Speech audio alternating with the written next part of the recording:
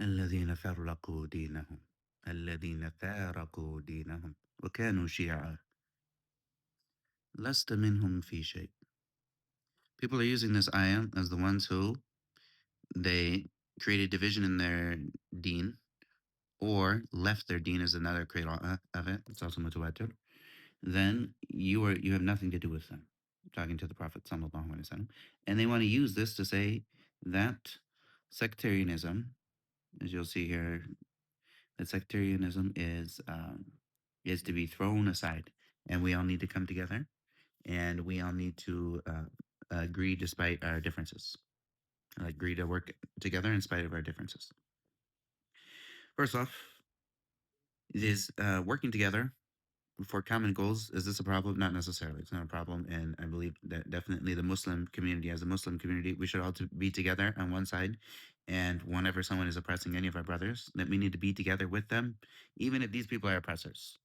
We should have their back because of the Islam that they have within them, that we're with them, we have their back, and that we're going to help them, we're going to stand beside them, and whatever is the case of what they need, that we support them.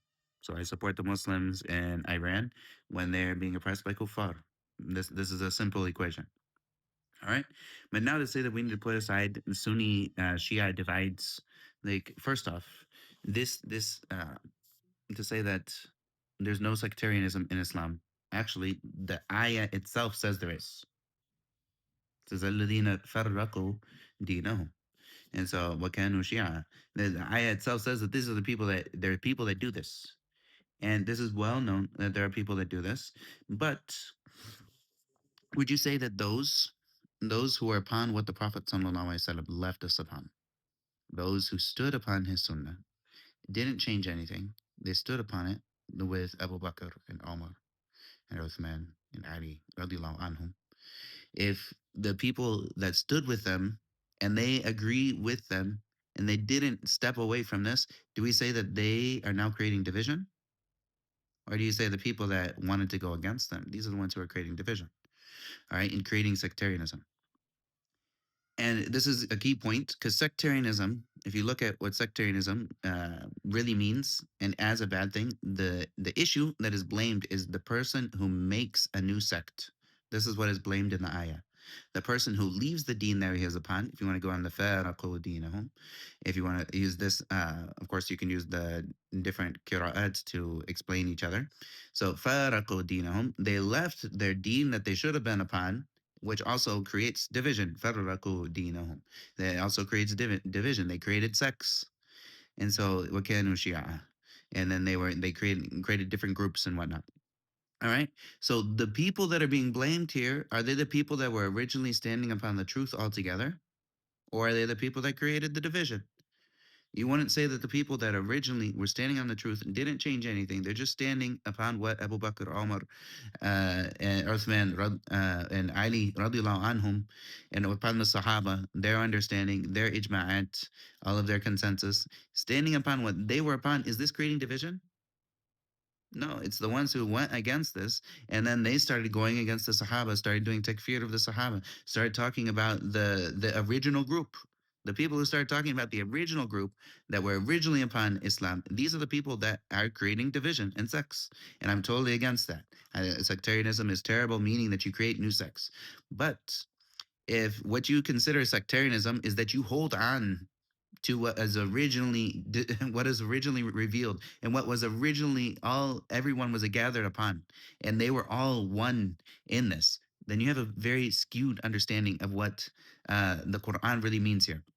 Also, just so somebody understands, the Ahl Sunnah wal Jama'ah, what does this mean here? Just so someone understands, the word itself points to the fact that this is not a sect that has been created.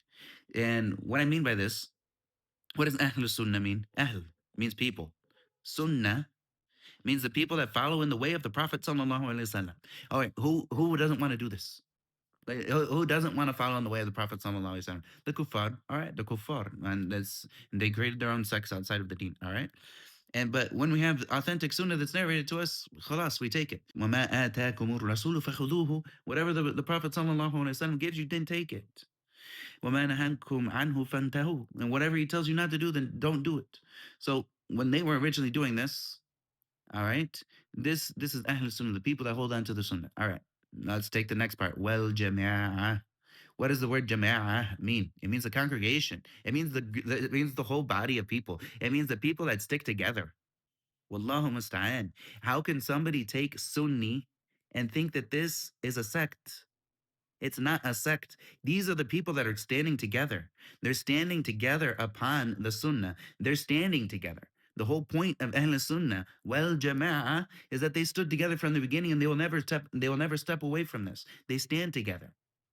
Yes, there are areas where we can differ about things, say fiqh masail, or there's certain issues that people will go with their ijtihadat and they will come to different conclusions. All right, this doesn't mean that we no longer stand together. And it doesn't mean that someone within calling themselves Sunni is now creating division. The word Sunni is short for Ahl Sunnah wal Jama'ah. The people that hold onto the Sunnah and the people that hold together, they stick together. Well, Jama'ah. Do you want us to call ourselves Jama'i? I'm totally fine with that. You know, but this is what the word Sunnah means. So when you have Shia, this actually falls into the actual words of the ayah itself. وَفَرَّقُوا دِينَهُمْ وَكَانُوا شِيَعًا, meaning that they created a group that is to benefit such and such or such and such or such and such with their different things. They created this group. I'm just upon what Abu Bakr and Omar radiallahu anhu were left with.